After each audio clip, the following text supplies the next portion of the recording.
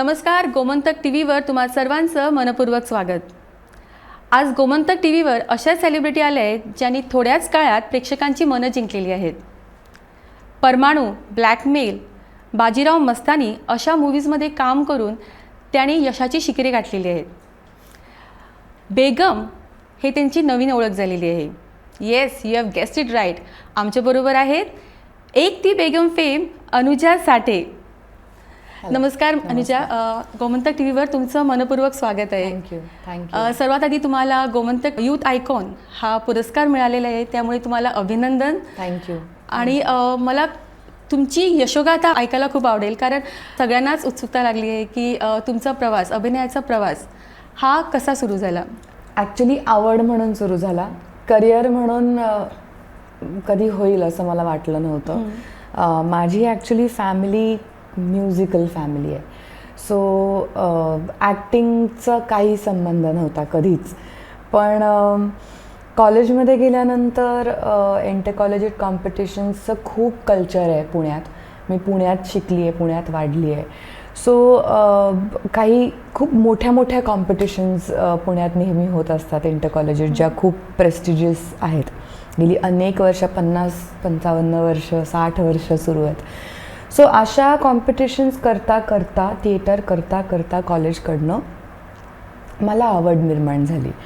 आणि आधी असं वाटलं की कदाचित तो एक माहोल असतो कॉलेजचं, ते वय असतं, सगळे एकत्र काहीतरी येऊन करतात कॉलेजसाठी, ते एक वेगळा त्याचा फीवर असतो no.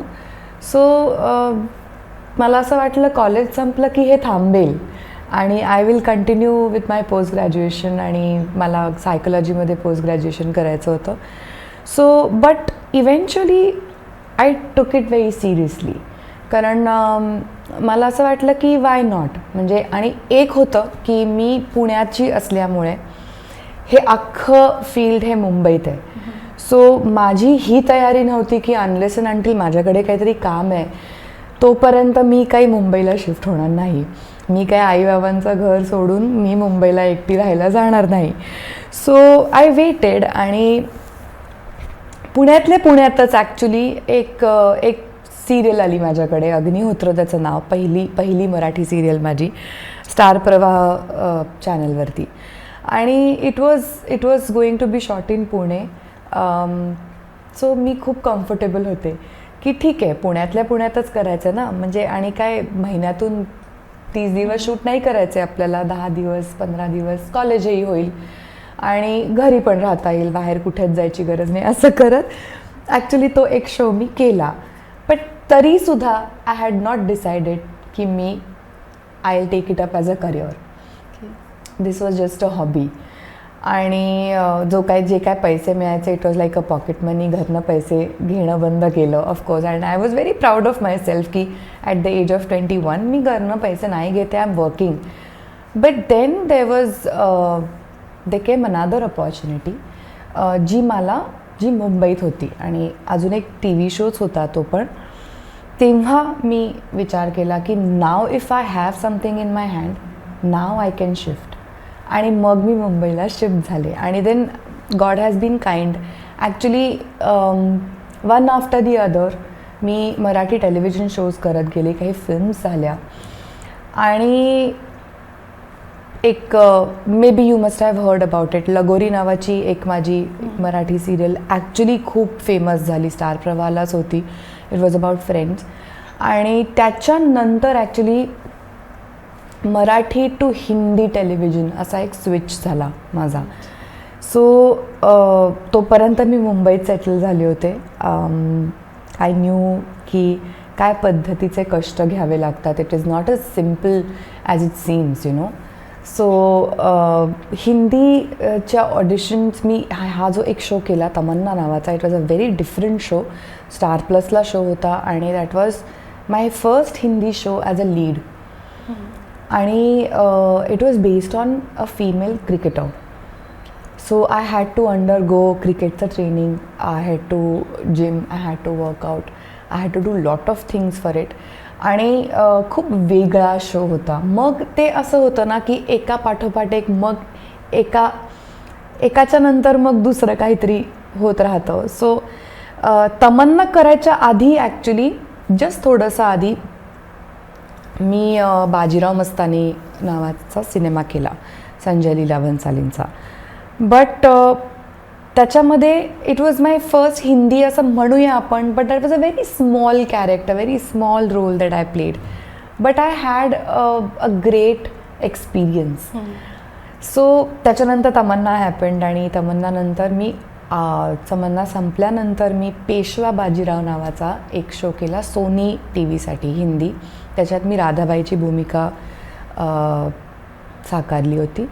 So that was again another a different kind of a show that I did. मग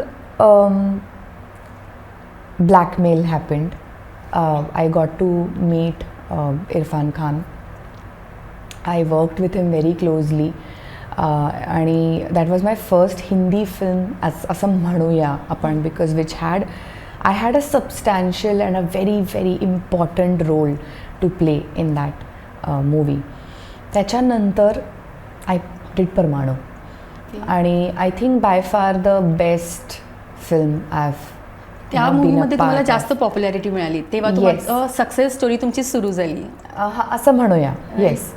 आणि मग त्याच्यानंतर मी अजून एक टेलिव्हिजन शो केला आणि मग Ek Thi Begum happened. So God has been kind असं म्हणूया आपण. तुम्ही एक थी बेगम ह्या वेब सिरीजचा मेन्शन केला आहे, तर हा रोल काय होता आणि तो तुम्ही कसा मिळवला? सो मला हे सांगायला आवडेल ॲक्च्युली की Ek Thi Begum is a true story.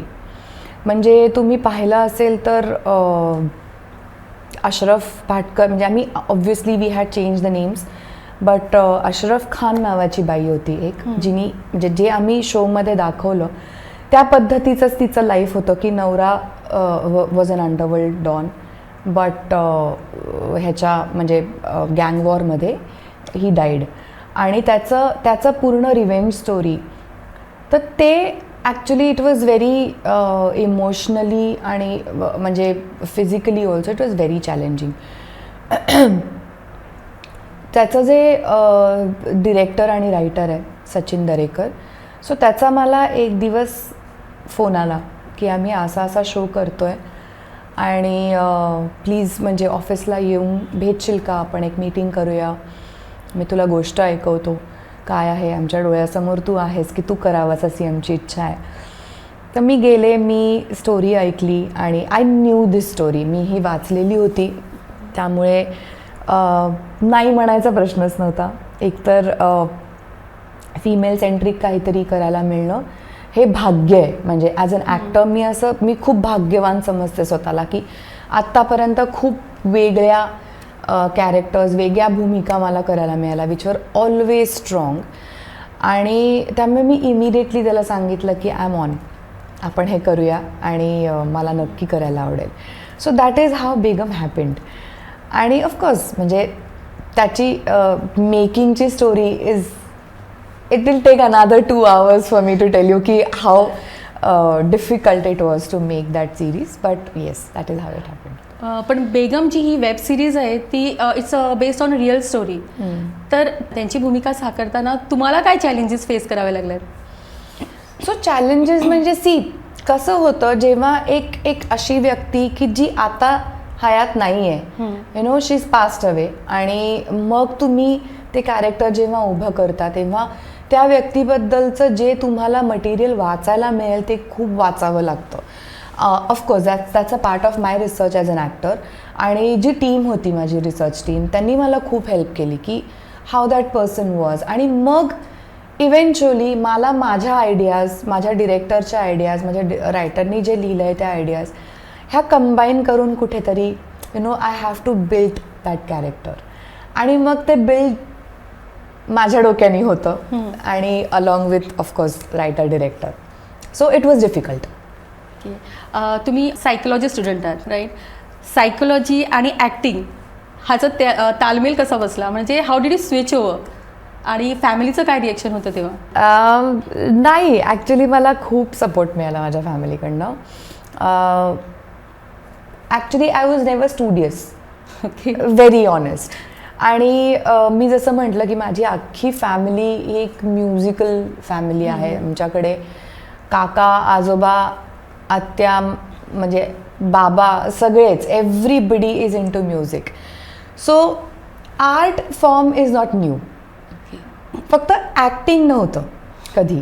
So जेव्हा थिएटर मी सुरुवात केली करायला आणि जेव्हा आईबाबांना कळलं की yes I am really liking it, आणि they have always been supportive की जे तुला पाहिजे ते कर. म्हणजे not only to me but to my brother also. मला मोठा भाऊ आहे आणि त्यालासुद्धा ही सूट होती की वॉट एव्हर यू लाईक. म्हणजे त्यांचे करिअर ऑप्शन्स, त्यांचे करिअर चॉईसेस माझ्यावरती कधीच त्यांनी लादले नाहीत. बिकॉज माझे आई बाबा दोघंही सायन्स स्टुडंट्स आहेत. आणि my mother is a MSc microbiology आणि my father is a MSc chemistry. But कधीच नाही, म्हणजे बट बोथ ऑफ अस, मी आणि माझा भाऊ दोघांनी आम्ही आर्ट्स चूज केलं. They never had a problem. आणि असं म्हणजे it was a very good situation at home की काहीच कधीच प्रॉब्लेम आला नाही. ओके, मग थिएटर, मग मराठी मूवीज आणि मग बॉलिवूड, हा प्रवास कसा होता? म्हणजे working with superstar Ranveer Singh, Irrfan Khan यांच्यासारख्या स्टार्सबरोबर तुम्ही जेव्हा काम केलं, तो एक्सपिरियन्स कसा काय होता? खूप शिकले मी.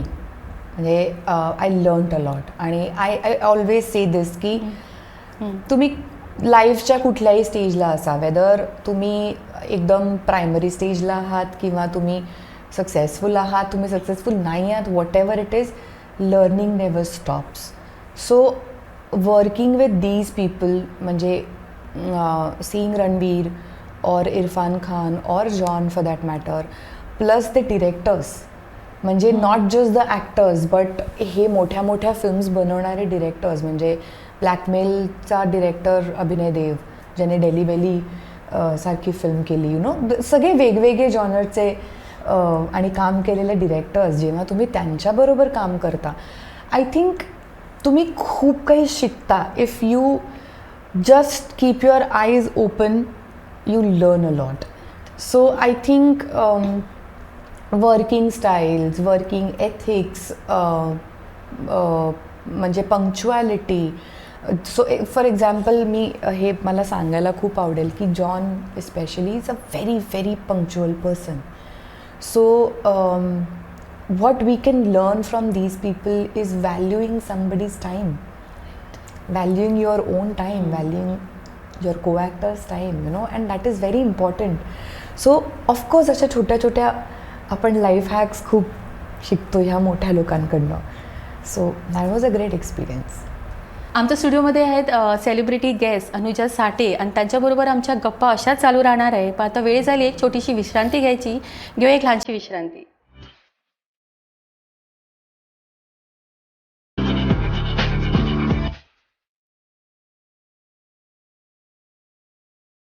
विश्रांतीनंतर तुम्हा सर्वांचं परत एकदा स्वागत.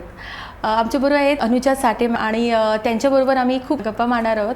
मला सांगा की बॉलिवूडचा तुमचा प्रवास सुरू झाला आणि आता वेब सिरीजमध्ये, वेब सिरीज हे तुमची एक थी बेगम ही खूप पॉप्युलर झाली आणि लोक तुम्हाला बेगम म्हणून पण ओळखतात. पण असं काही इन्सिडेंट तुम्हाला आठवतो की तुम्ही बाहेर गेलेलात आणि तुम्हाला कोणीतरी बेगम म्हणून हाक मारली, असं काही झालं आहे का? काहीतरी एक्सपिरियन्स तुमचा? हो, खूप आहेत. म्हणजे असे एक्सपिरियन्सेस खूप आहेत. सो फॉर एक्झाम्पल, जेव्हा मी एखादा टेलिव्हिजन शो करत होते तेव्हा त्या कॅरेक्टर नेमनी खूप लोक मला हाक मारायची. For example, like I said, Lagori was very popular. So माझं character name was Urmila. So people use to call me Urmila. मग जेव्हा मी तमन्ना केली तेव्हा people use to call me Dhara. When I did Peshwa Bajirao, अरे Radhabai Radhabai Radhabai. So that happens.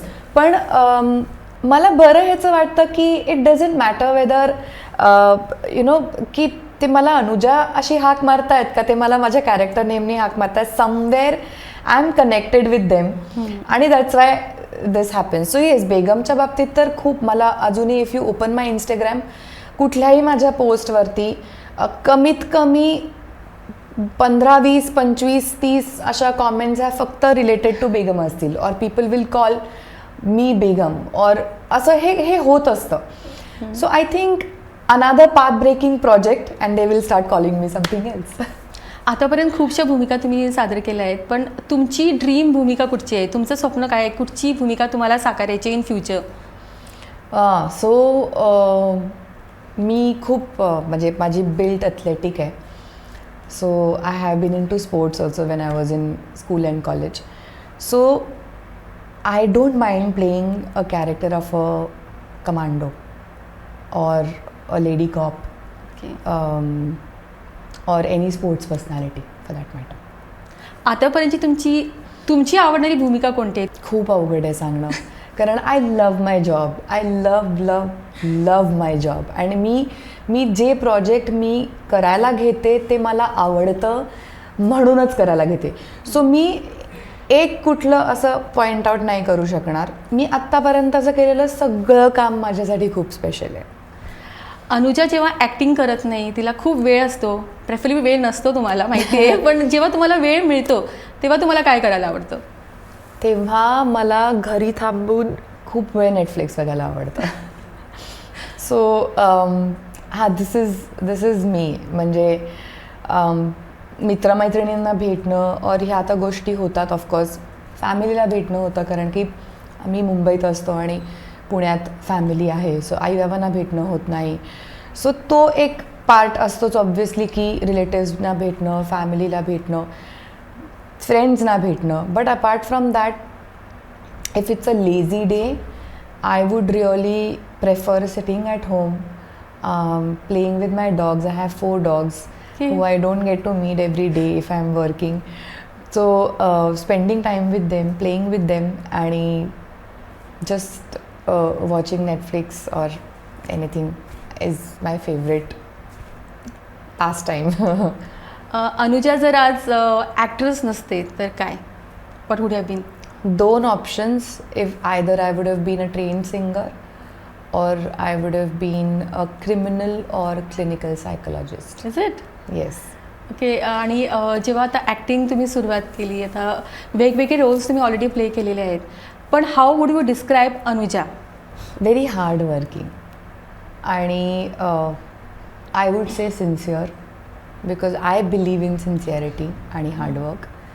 आणि I am a very I am not शांत at all, but I am a fun loving person. I'm an extrovert. I like meeting people.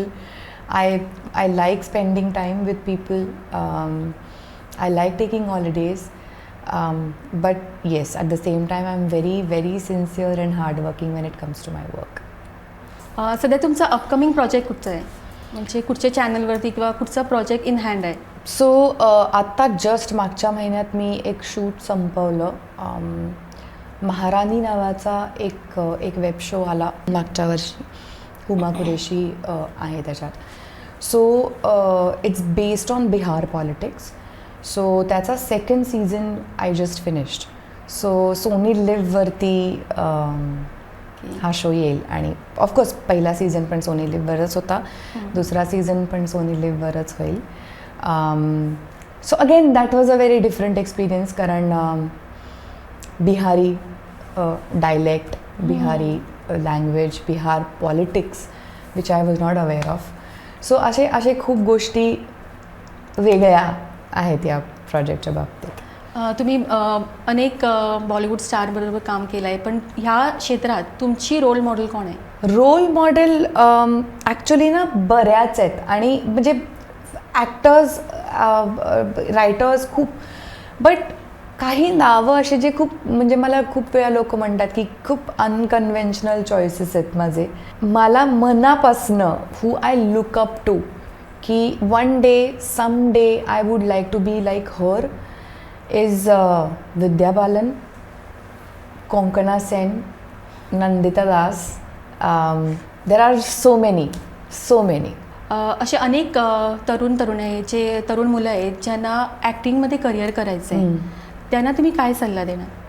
मी नक्की असं म्हणेन की फक्त आवड असून उपयोग नाही आहे. जितकं दिसतं तितकं हे क्षेत्र सोपं नाही आहे. सो खूप कष्ट करायची तयारी ठेवा.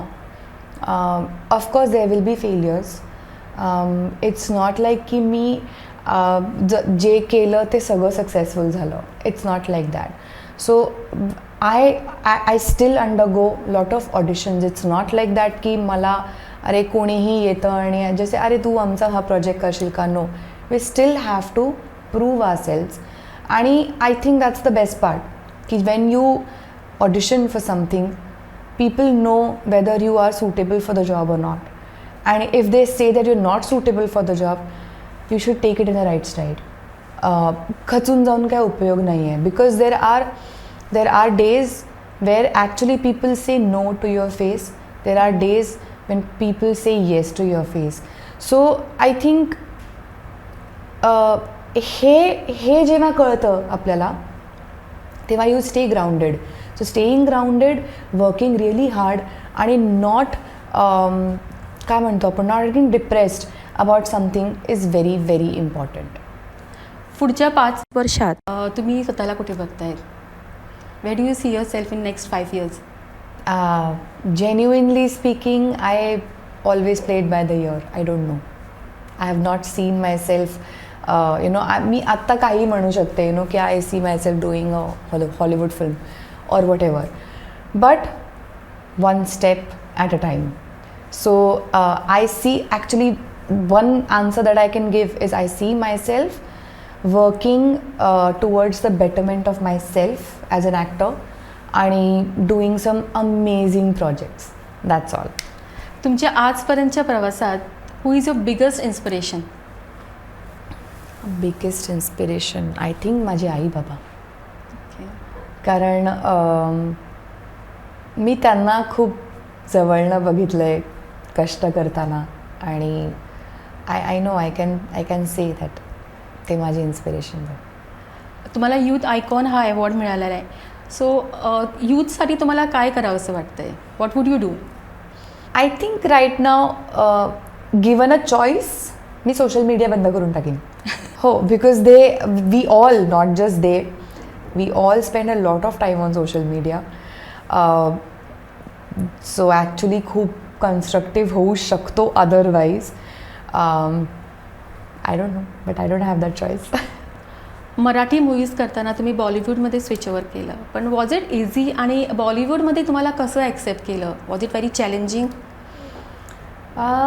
सी इझी काहीच नाही आहे.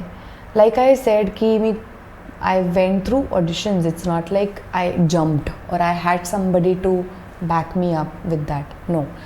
But एकदा ते ऑडिशन थ्रू झाल्यानंतर एकदा ते प्रोजेक्ट सुरू झाल्यानंतर people have been very welcoming. म्हणजे आय डोंट थिंक की असं काही डिस्क्रिमिनेशन झालं माझ्या बाबतीत की अरे मराठी इंडस्ट्रीतून आली आहे किंवा काय. नथिंग. आणि आय थिंक त्याच्यामध्ये थोडासा भाग आहे माझा कष्टांचा पण होता की आय बिलीव्ह इन दिस की जेव्हा तुम्ही एखाद्या भाषेत काम करताय, म्हणजे वेदर ती मराठी असो, इंग्लिश असो, हिंदी असो, और उद्या जर का मी एखादी कोकणी फिल्म केली तर मी मराठी अंदाजात कोकणी नाही बोलू शकत ना. I have to perfect it. I should know this. So जेव्हा मी हिंदीमध्ये स्विच केलं तेव्हा I worked a lot on my Hindi. So माझं Hindi does not sound like I am a Marathi.